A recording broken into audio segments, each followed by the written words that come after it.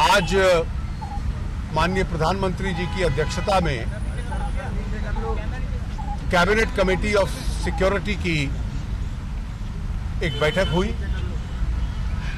जो कल पुलवामा में आतंकवादी घटना हुई है उसका आकलन करने के लिए और क्या क्या कदम उठाने चाहिए देश को।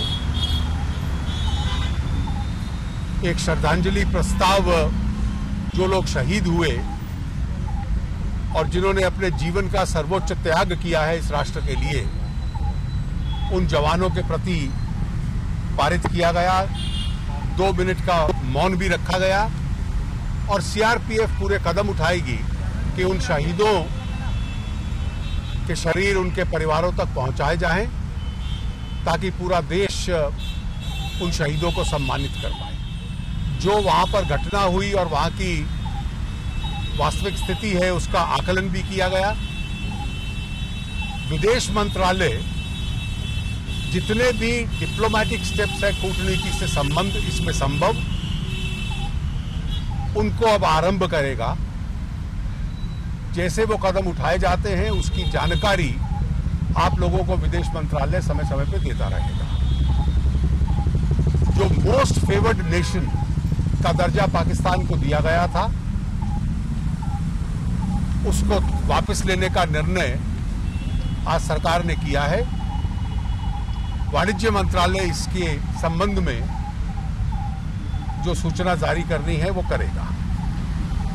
1986 में, आज से लगभग 33 वर्ष पूर्व, भारत ने यूनाइटेड नेशंस में comprehensive convention on international terrorism move किया था, जिसपे बहुत चर्चा हुई है, लेकिन वो अभी तक पारित इसलिए नहीं हुआ कि उसमें टेररिज्म, आतंकवाद शब्द की परिभाषा को लेकर अभी सबकी सहमति बाकी थी।